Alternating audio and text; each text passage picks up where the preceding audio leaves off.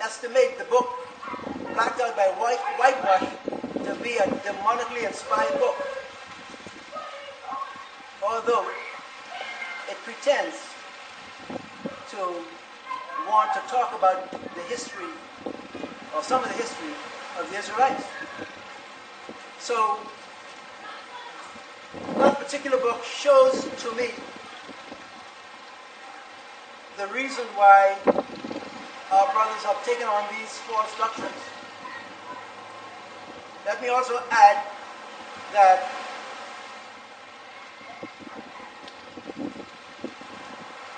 we have Israelites again who may or may not know that they are Israelites.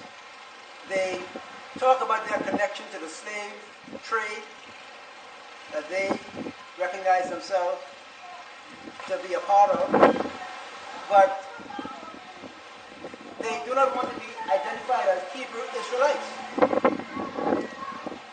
And they even speak curses against the Hebrew Israelites. Imagine that.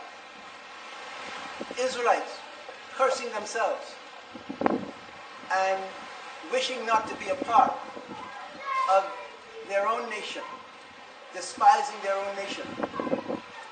When the scriptures tells us in the book of Isaiah, chapter 63, verses 8 and 9. Let's look forward and see what it says. Isaiah 63, verses 8 and 9. Here it goes. And he said, they are my people, children who do not act falsely. And he became their Savior. In all their distress, he was distressed. And the messenger of his presence saved them. In his love and in his compassion, he redeemed them. And he lifted them up and carried them all the days of old. So, now you have Israelites despising their own nation. And yet we are told here that the Most High made a plan, set in motion a plan, that himself was the Savior of Israel, and that in all the afflictions of the Israelites, he was afflicted. So if the Most High has identified himself with the nation of Israel, how is it that Israelites themselves despise their own people, do not want to be identified with the nation of Israel? They rather talk about Kemet, Tahudi, Mayat, and all that Egyptian foolishness. It's a shame. Shame. All right. Let's go a little bit deeper into the name and the nature of world conflict.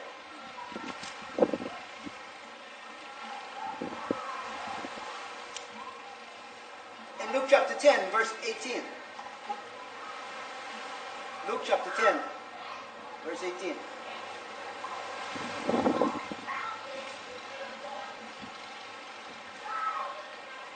Here it goes. And he said to them, I saw Satan falling out of the heaven as lightning.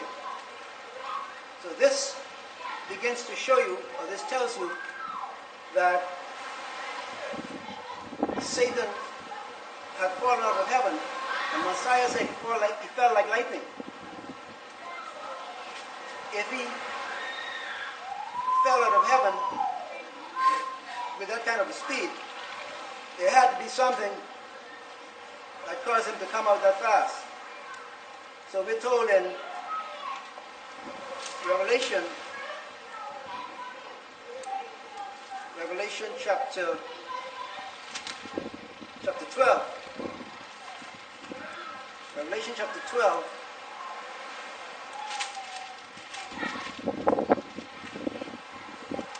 Revelation chapter 12, verse 7.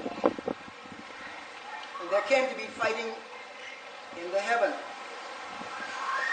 Michael and his messengers fought against the dragon, and the dragon and his messengers fought.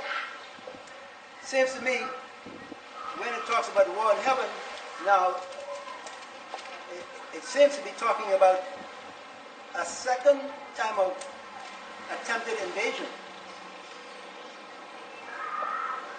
The first would have been when Lucifer and his angels were kicked out of heaven as the Messiah saw him falling like lightning. And so he was thrown out and came down to the earth. And as is mentioned in Revelation 12, it occurs to me that this would be meaning a war in the heavenlies that is just above us. Not in the actual throne room of the Most High itself, but war in the heavens above us, because that since the Messiah died, Lucifer's access to the throne room of the Most High was cut off.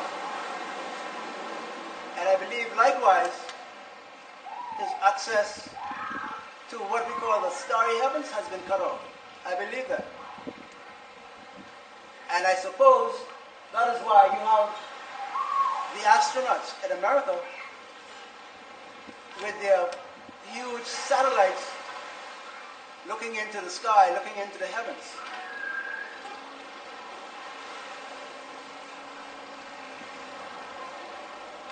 Whereas Satan could have gone into the heavens and his angels and maybe help them to strategize there.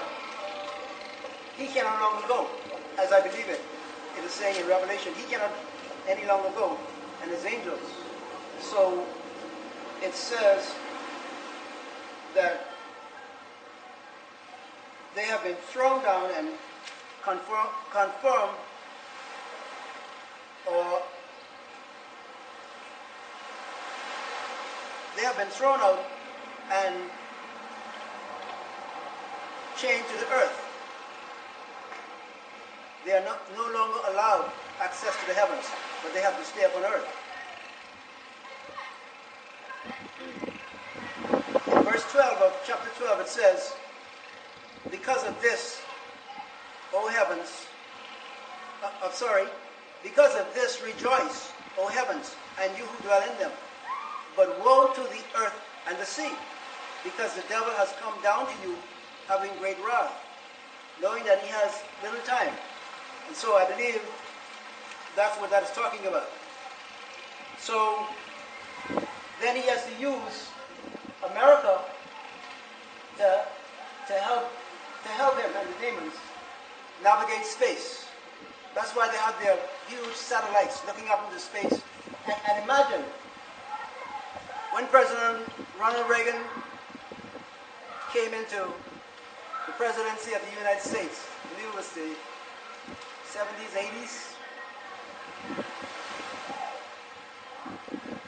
The thing that I think most marks his presidency was the bringing into reality SDI, the Strategic Defense Initiative, so that they could build space station in space. And you know, as soon as I understood that they began SDI, I knew immediately that America was looking for opportunity to search the sky to see when the Messiah would be coming back, because they think that they can shoot him down when he's coming back. That's how foolish they are. They are foolish like that. So, in addition to that, we have Isaiah chapter 14.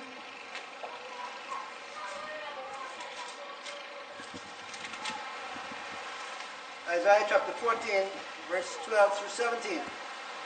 How have you fallen from heaven, O Hallel? King James says, O Lucifer, son of the morning. You have been cut down to the ground, you who laid low the Gentiles.